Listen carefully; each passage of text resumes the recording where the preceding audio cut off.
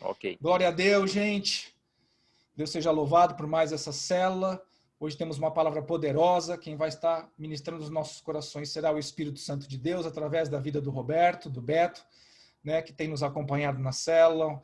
É um homem de Deus, tem uma família abençoada, na qual a presença do Senhor é constante, tem testemunhos poderosos para dar, desde curas, né, e tantas coisas que o Senhor fez.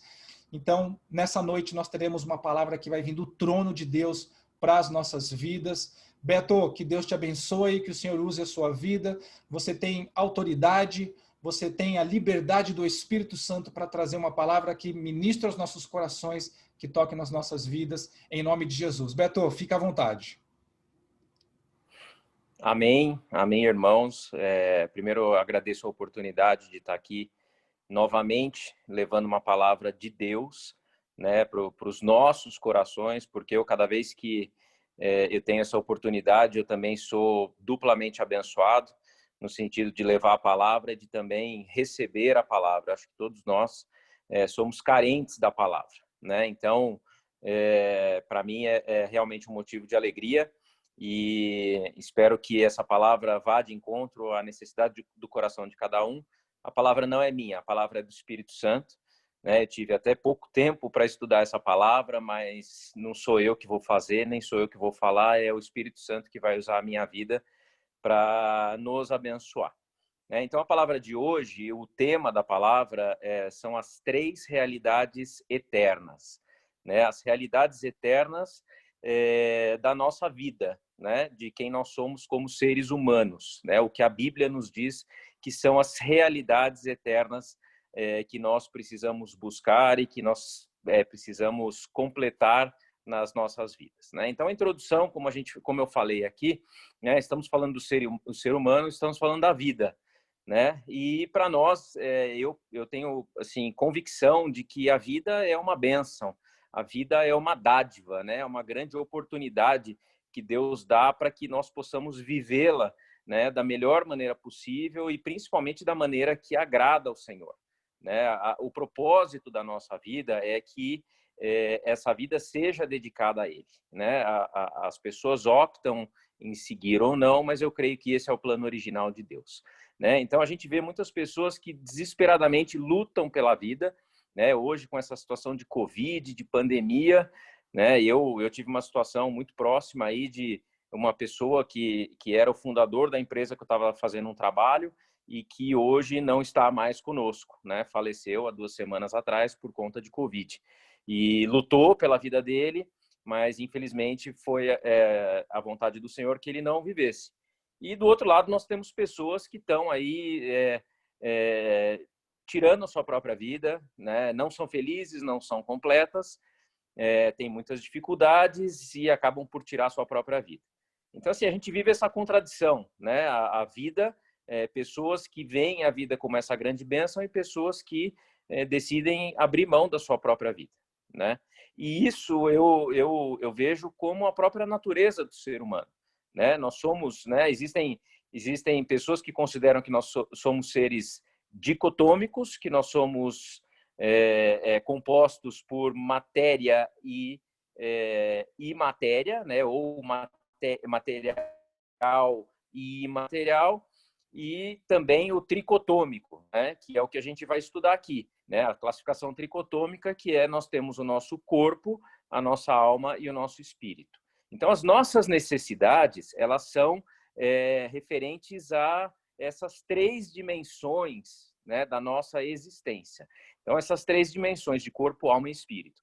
E eu acredito que nós temos que buscar com que essas 3 dimensões estejam completas, né, estejam supridas, porque se a gente tem um vazio em alguma dessas áreas, a nossa vida ela não vai ser completa, né? Então, a gente tem, por exemplo, pessoas que se dedicam demais a suprir as necessidades do corpo, né? Então, comida, prazeres sexuais, sensoriais, culto ao corpo e etc.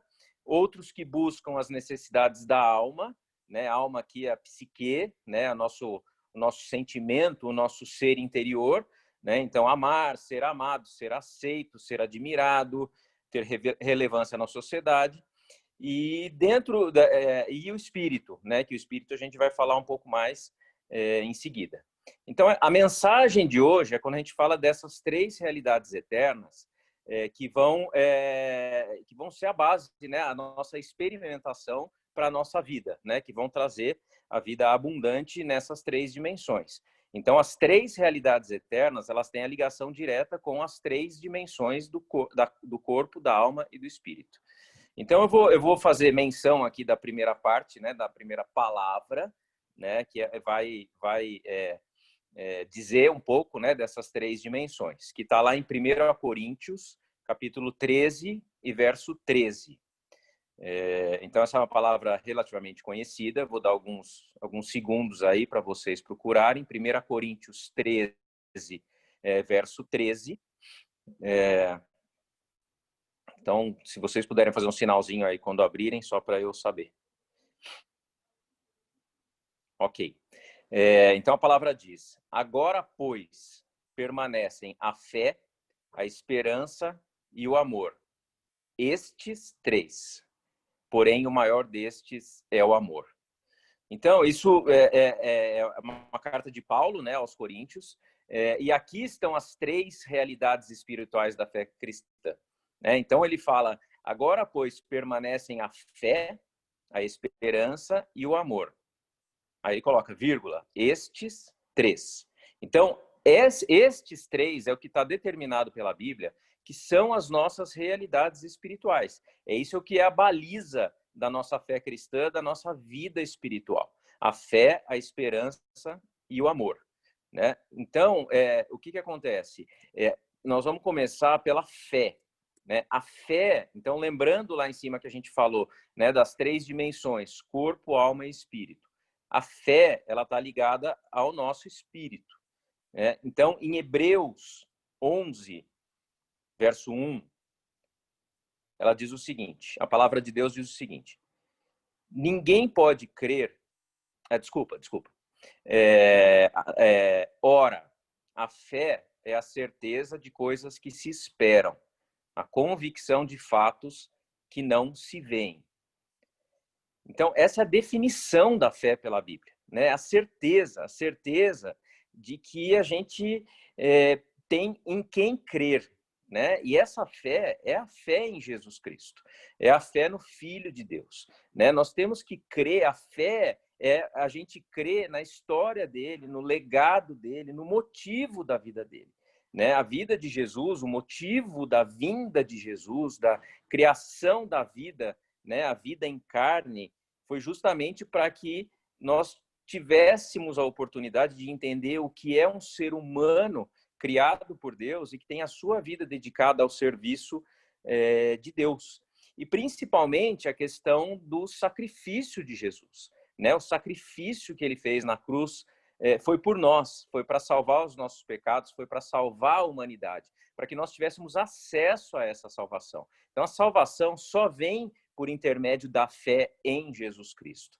Né? E isso é importante que, assim, a palavra hoje, ela diz que a fé é a certeza. Mas na linguagem original, né, a linguagem do Novo Testamento, a palavra certeza, ela é colocada como firme fundamento. Né? O firme fundamento é a fundação firme. Né? A fundação é a nossa base. Né? Então, temos engenheiros no grupo aqui. A fundação é o que faz a construção ficar de pé. É o que permite que a construção ela permaneça, né? Que ela não caia, que ela não ceda, que ela não trinque. Então, essa fundação é o que vai fazer com que nós permanecemos. E essa fundação, para nós, como seres humanos e seres espirituais, é a nossa fé. Né? Então, isso pertence ao mundo espiritual. E essa fé, esse fundamento, é o que nós não vemos. É a parte que nós não vemos. Né? Numa construção, nós não vemos, né, a fundação, ela não aparece, ela está embaixo da terra. E a fé na nossa vida, nós também não vemos, mas nós sabemos quando a nossa fé tem um fundamento, uma fundação sólida. Né? Ela é sólida quando nós percebemos que qualquer que seja a situação que nós vamos passar, ou que nós já estamos passando, ou que passamos no passado, faz com que nós permanecemos crendo, permanecemos com Jesus, permanecemos no caminho que Jesus colocou para nós, né? Continuando a crer que Ele é o autor e consumador da nossa fé. Então, isso é fundamental, né? É o nosso fundamento. Sem essa fé, sem esse fundamento, nós não conseguimos continuar com fé para sempre, né? E eu vejo, assim, que essa fundação sobre os olhos espirituais, ela pode ser cada dia mais profunda, né? Quanto mais nós buscamos a palavra, quanto mais nós buscamos a presença de Jesus, mais essa fé ela vai ser alicerçada, mais profundo fica o nosso alicerce. E nós acabamos nos tornando seres inabaláveis, né? Porque nós sabemos em quem nós temos crido. Então, isso que é o primeiro ponto da nossa tricotomia da vida humana, que é o lado espiritual, né? Que é a fé. O nosso lado espiritual ele vai estar completo quando a nossa fé estiver completa. Quando nós conseguimos que a nossa fé seja uma parte fundamental da nossa vida, né? Da nossa vida em sociedade, fazendo parte fundamental da forma que nós cremos, da forma que nós encaramos os desafios da nossa vida, né? E o importante é que, assim, esse é o único fundamento, não existe outro fundamento, né? Jesus Cristo é o único fundamento. Então, quando a gente fala de salvação, ela só é sustentada por esse fundamento. Então, é importante a gente ter em mente que, né, aquele ditado que todos os caminhos levam a Deus, isso não é verdade. Nós sabemos que o único caminho que nos leva a Deus e que nos leva à salvação é Jesus. Então, Jesus é o nosso fundamento. Nós não podemos abrir mão de outro fundamento, né? Quem falar que existe outro fundamento não tem base bíblica, né? Essa é a única base de fundamento que nós temos, tá? Então, essa é a parte onde a gente fala do nosso espírito, né? O segundo ponto é quando a gente fala da esperança. A esperança está ligada à nossa alma, né? Está ligada aos nossos sentimentos, às nossas emoções, às nossas expectativas. E é interessante que muitas vezes a esperança ela é confundida com fé, né? A fé é uma certeza, né? A esperança é algo que nós esperamos, né? Então a fé ela é mais atemporal. Nós não temos fé por causa de alguma coisa ou porque cremos que alguma coisa vai acontecer. Quando nós cremos que alguma coisa vai acontecer, é uma esperança que nós temos, é um sentimento de que algo vai acontecer, né? É alguma coisa que povoa o nosso coração. A fé é uma certeza, é uma decisão, né? Crermos em Jesus Cristo, independente de qualquer coisa, né? Porque o mundo nos faz ter aflições.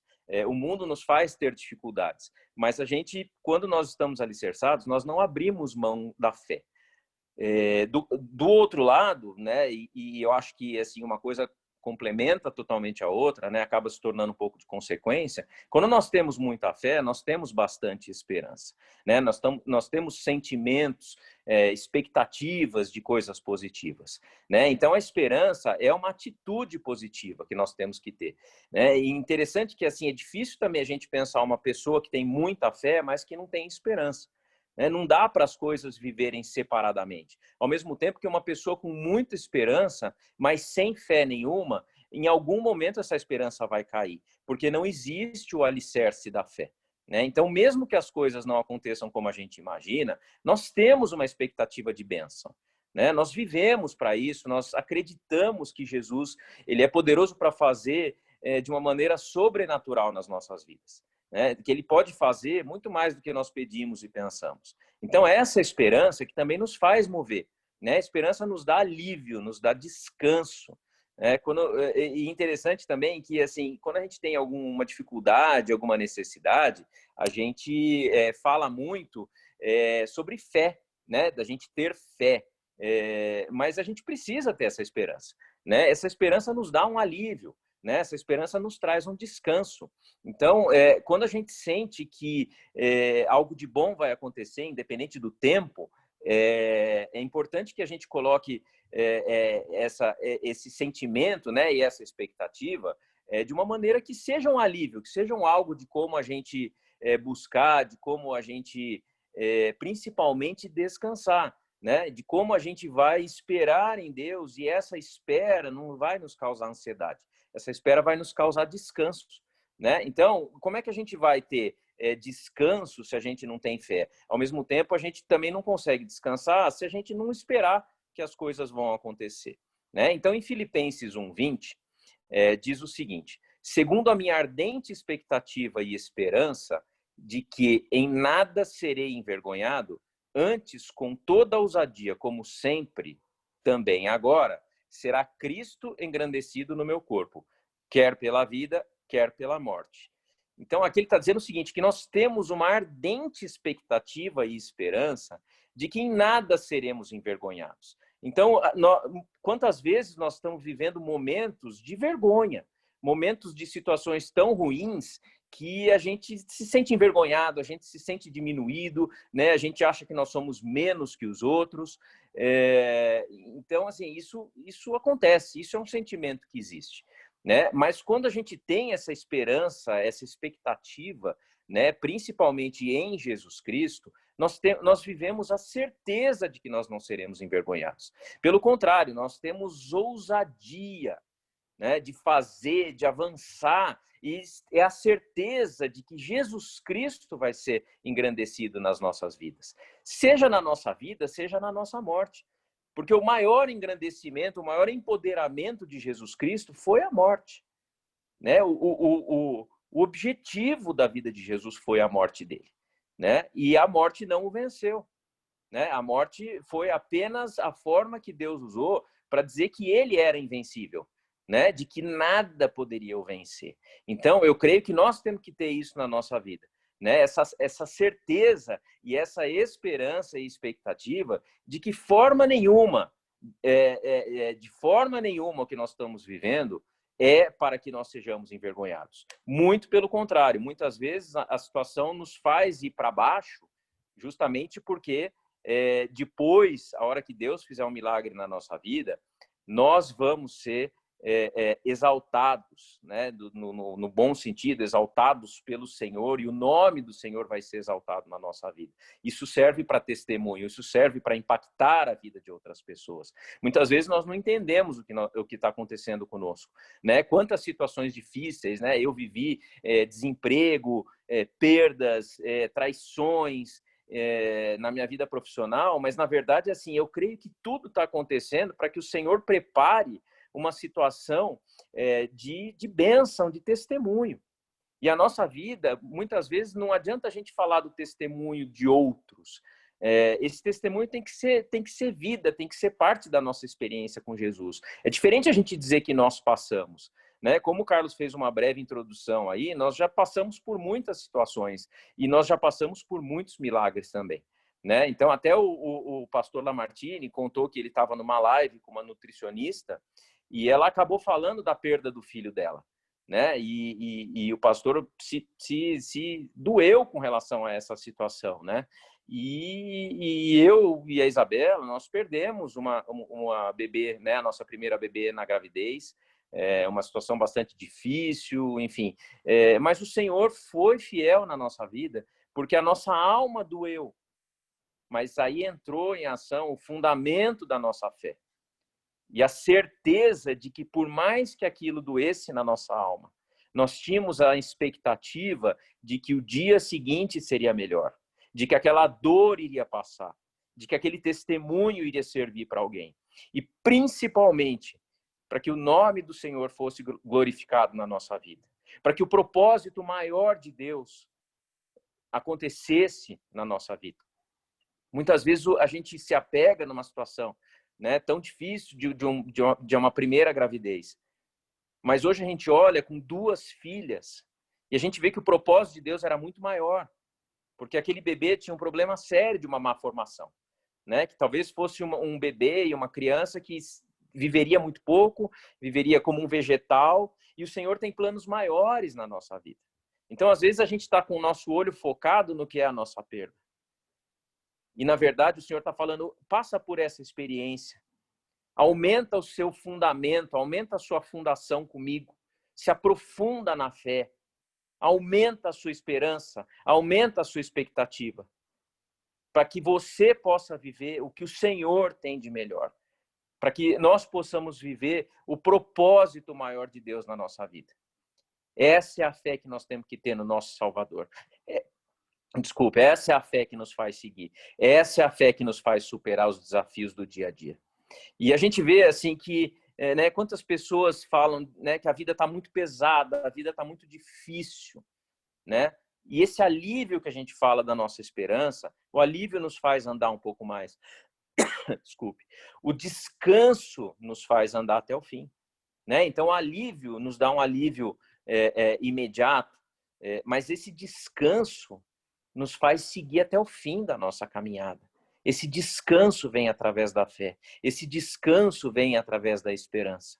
Né? Em Mateus 11, 28 a 30, é uma palavra também bastante conhecida, diz assim: vinde a mim, todos os que estáis cansados e sobrecarregados, e eu vos aliviarei. Tomai sobre vós o meu jugo e aprendei de mim, porque sou manso e humilde de coração, e achareis descanso para a vossa alma, porque o meu jugo é suave e o meu fardo é leve. Então, Jesus está dizendo para nós que nos momentos onde nós estamos cansados e sobrecarregados, Ele vai nos aliviar. Então, é através dele, é através da nossa oração, é através do nosso contato, é através do Espírito Santo que nós vamos sentir esse alívio. Né? Então, não tem como também a gente ter essa esperança sem a gente estar alicerçado na fé. Né? E o Senhor fala que nós devemos tomar o jugo dele. Né? O jugo é aquela parte de madeira que ia nos carros de boi, né? Que seguravam os dois bois. Então, o que Jesus está falando é o seguinte: toma o meu jugo. Né? Então, aquilo para o boi é um peso. Mas aquele peso, quem carrega para nós é Jesus. E aquele peso no carro de boi é o que dá a direção para o carro de boi. Então, mesmo que seja um peso, Jesus está dizendo, ele é leve, porque eu carrego eles para você. Mas esse jugo, ele é fundamental para que nós saibamos qual é a direção que o Senhor quer para a nossa vida. E interessante que antigamente, né, eles colocavam 2 bois, né, para carregar os pesos e etc. E esse jugo em cima dos 2 bois, e eram 2 bois de idades diferentes, né, um mais jovem e um mais velho. O mais jovem entrava com a força, carregava o peso, e o mais velho, com mais experiência, ajudava a dar a direção. Então, a gente vê que é esse conjunto que Jesus quer dizer para nós que nós temos que seguir. A força tem que ser nossa. A força de seguir tem que ser nossa. A força de levar o jugo, que por mais leve que seja, é o jugo de Jesus, tem que vir de nós. E deixa que ele dá a direção, né? Deixa que ele faça a diferença. Porque ele faz o trabalho pesado. O jugo de Jesus, no meu entendimento, é o quê? Qual é o peso que nós temos que carregar dele? É o peso da salvação, é o peso da palavra, mas é o peso de nós sabermos o seguinte: a nossa responsabilidade com relação à nossa vida cristã, com relação ao que o Senhor espera da nossa vida, né? Ao que nós devemos fazer como os filhos de Deus. Esse é o jugo que eu creio que nós temos que levar. Né? Levar a palavra é um jugo, mas é um jugo suave. O que eu estou fazendo hoje aqui, se eu fosse pensar a minha disponibilidade de tempo essa semana e o quanto eu tive de tempo para estudar essa palavra, eu poderia falar, eu não vou conseguir, mas é o Senhor que me dá essa direção. E, ao mesmo tempo, a minha força e a minha vontade é servir a Ele, é servir vocês, né? A servir a todos com a palavra. Então, isso que eu acho que é importante a gente entender da parte da esperança, né? Da parte da alma. Né? Então, esse descanso, né? A gente crê nas promessas de Deus, essas promessas fortalecem a nossa fé, que é a atmosfera espiritual. E as promessas de Deus também fortalecem a nossa esperança, que é a atmosfera emocional. E essa vida de esperança também, ela é fundamental para a gente permanecer firme.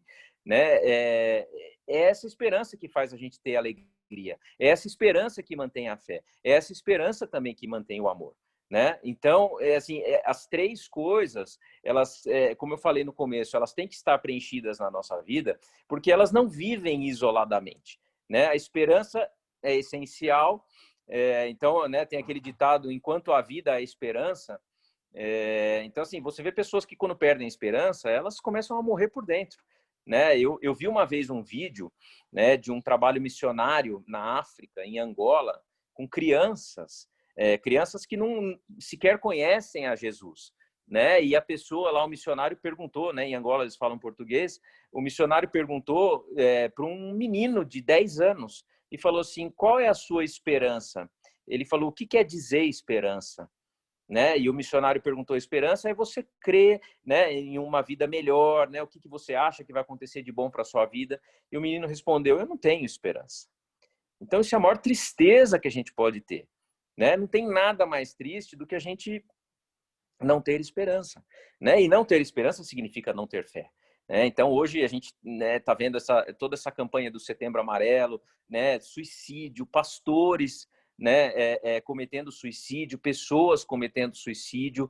São as pessoas que perderam a esperança, são as pessoas que perderam a fé no futuro, né? Elas desejam acabar com a vida delas.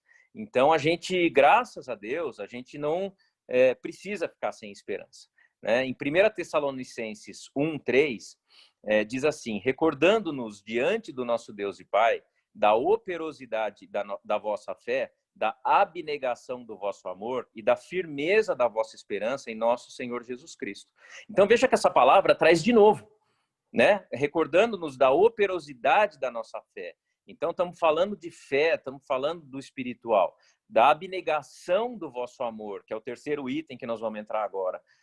E da abnegação, que significa da renúncia do vosso amor, e da firmeza da vossa esperança em nosso Senhor Jesus Cristo. Então, aqui, de novo, nós estamos falando das três realidades eternas, né? Então, operosidade da fé, abnegação do amor e firmeza da esperança, né? E entendendo que a fé, ela não é um sentimento, ela é um posicionamento espiritual que nos leva a uma ação, né? A fé sem ação, ela é morta.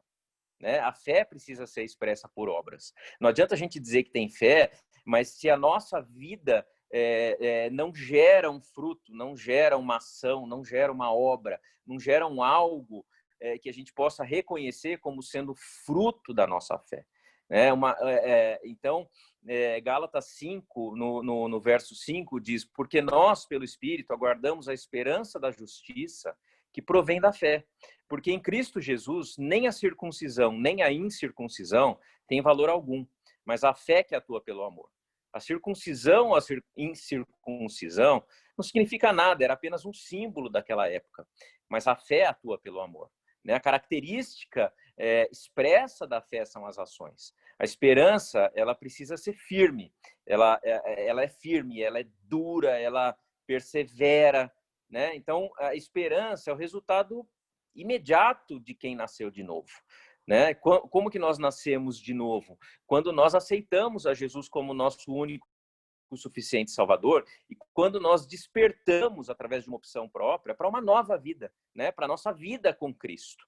Né? Então, 1 Pedro 1:3 diz assim: bendito Deus e Pai do nosso Senhor Jesus Cristo, que segundo a sua muita misericórdia nos regenerou para uma viva esperança, mediante a ressurreição de Jesus Cristo dentre os mortos. Então, assim, a sequência é muito clara nessa palavra, né? Pela misericórdia nos regenerou para uma viva esperança. Então, aqui está dizendo que a misericórdia do Senhor nos salva, nos regenera e nos prepara, né? Nos faz uma viva esperança, né? Que eu posso até dizer que é uma vida com esperança. Né? E a consequência espiritual de quem nasce de novo é ter essa esperança. Né? O novo nascimento nos leva a essa renovação da nossa alma. Né? A ressurreição de Cristo nos faz crer, né? Como eu falei antes, que a morte não é mais o fim. Né? A morte é apenas o começo da nossa vida eterna.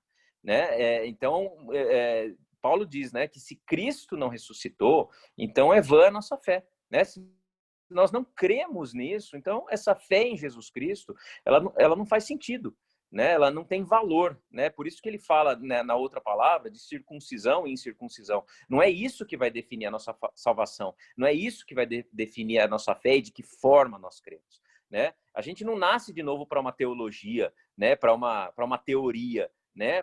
Mas para uma palavra viva, uma esperança viva. Amém?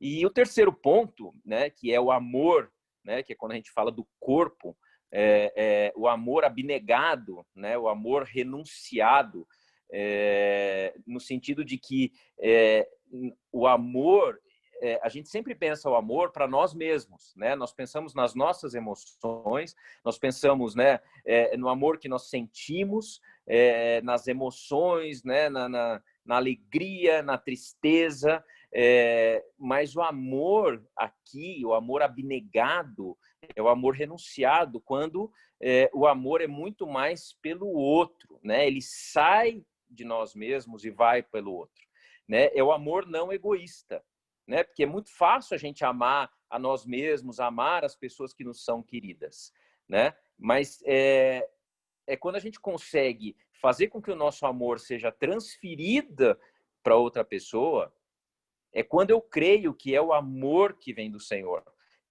que é o amor que vai completar a nossa vida. Não que o amor que nós sentimos pelas pessoas, né, pelas pessoas mais próximas, não seja importante. É fundamental, né, fundamental para o nosso corpo.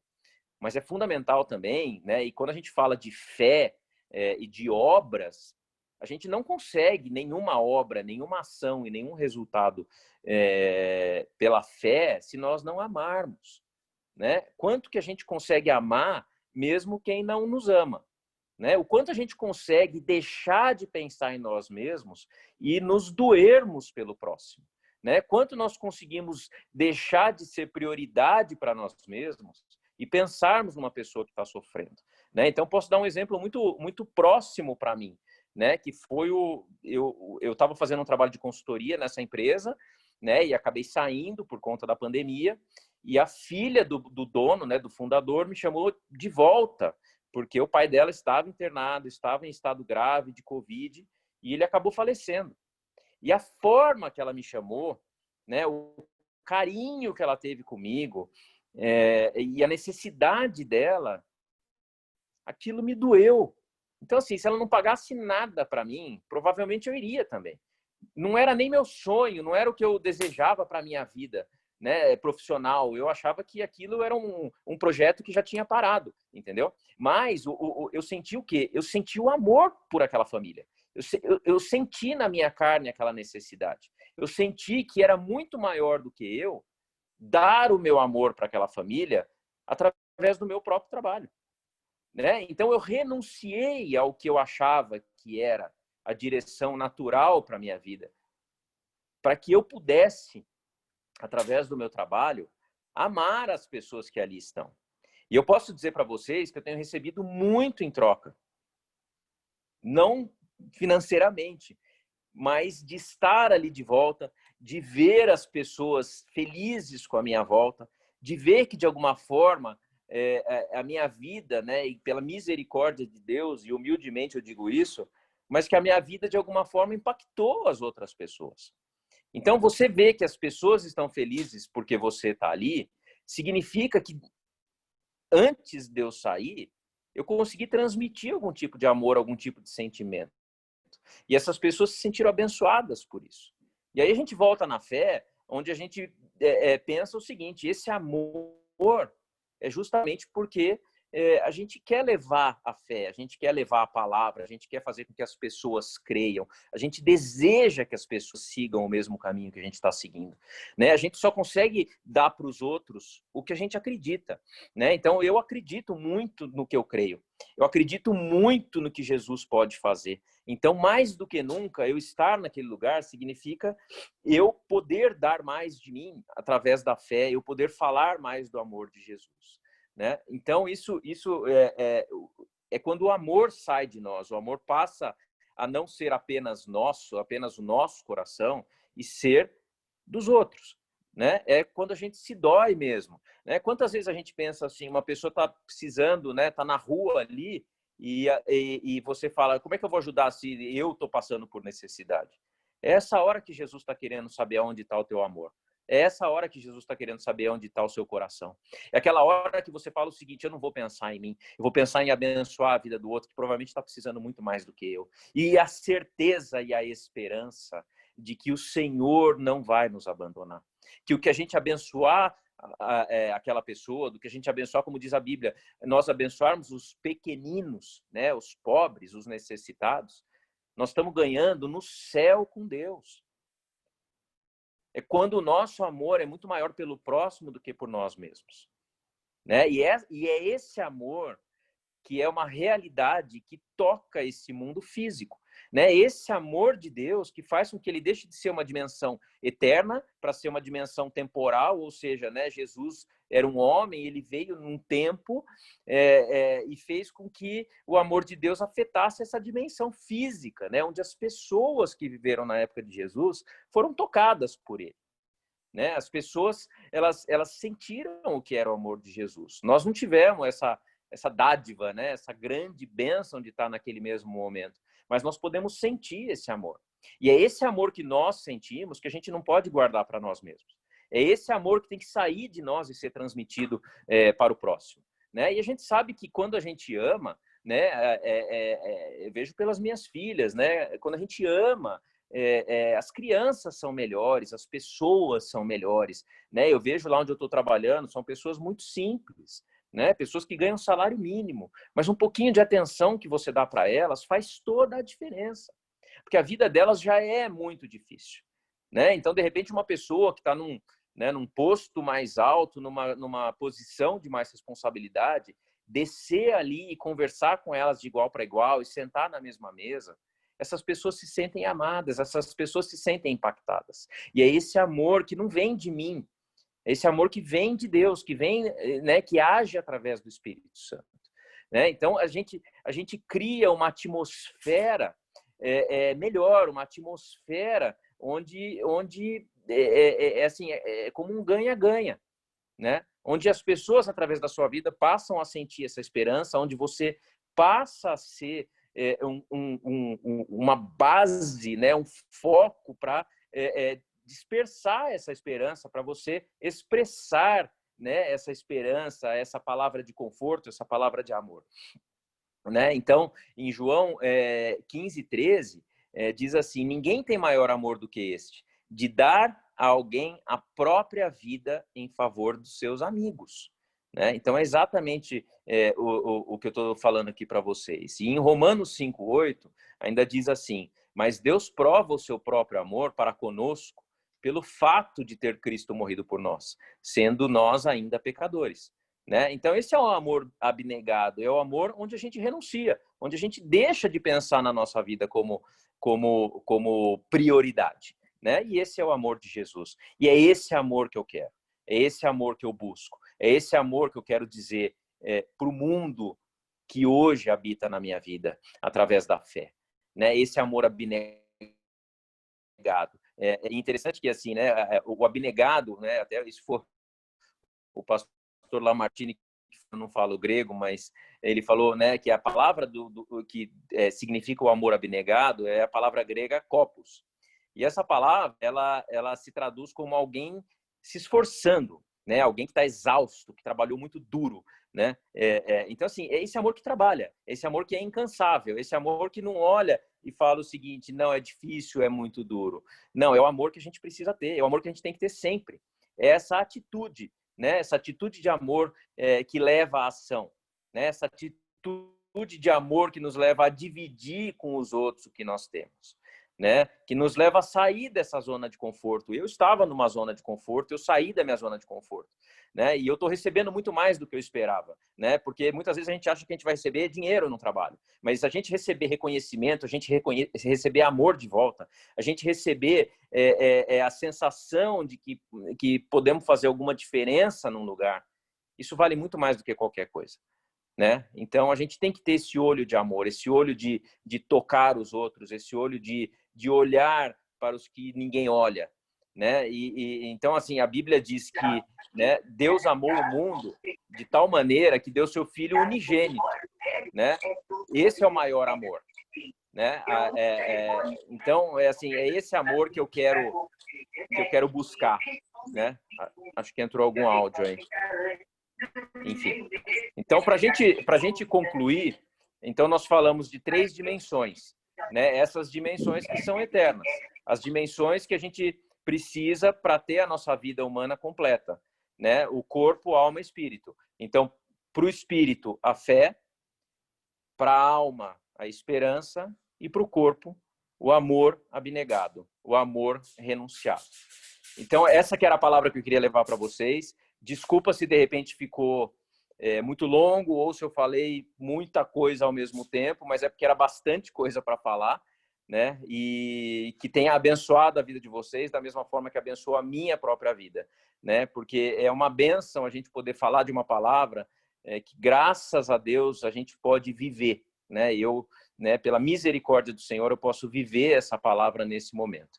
Então, é isso que eu queria dividir com vocês, irmãos, e que seja bênção na vida de vocês, que a gente possa buscar essas 3 dimensões da nossa vida humana, né, corpo, alma e espírito, mas entendendo que para cada uma delas tem esse significado espiritual, esse significado de Deus, né, do que é o nosso norte, do que é o nosso caminho.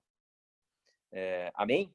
Então, é isso daí, tá? Glória a Deus, muito obrigado. Desculpe aí se não foi exatamente como o Carlos, né, que é muito mais experiente do que eu, né, mas foi do meu coração e eu creio que foi da parte de Deus para vocês. Amém? Amém, Beto. Glória a Deus. Linda mensagem, bem aplicada.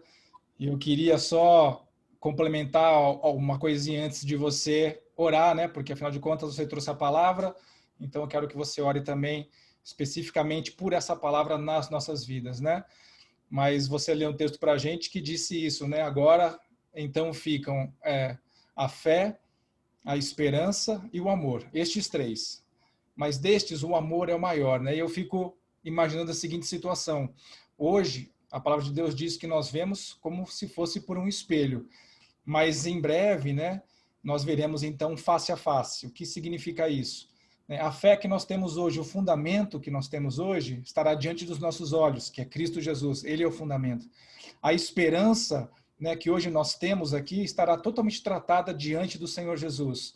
E de todos é o amor que fica, porque a palavra de Deus diz, né, Deus é amor. Então, Jesus Cristo é Deus, logo, Jesus Cristo é amor. Então, de todos, o amor é maior, porque ele permanece para sempre, depois que nós saímos dessa esfera física, desse momento que nós estamos vivendo, para estarmos, então, diante dos olhos do nosso Senhor, estarmos diante da face do nosso Criador.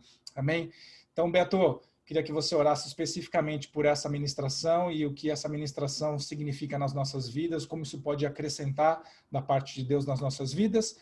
Aí, depois, no final, faço as considerações e as últimas orações. Amém, Beto? Pode orar. Amém. Vamos orar. Senhor, obrigado por essa rica oportunidade de ouvirmos a Tua palavra. A palavra que eu falo não é minha, a palavra vem do Teu Espírito. E que nós possamos, Senhor, a cada dia mais, buscar completar essas 3 dimensões da nossa vida através do que o Senhor nos ensina pela Tua palavra.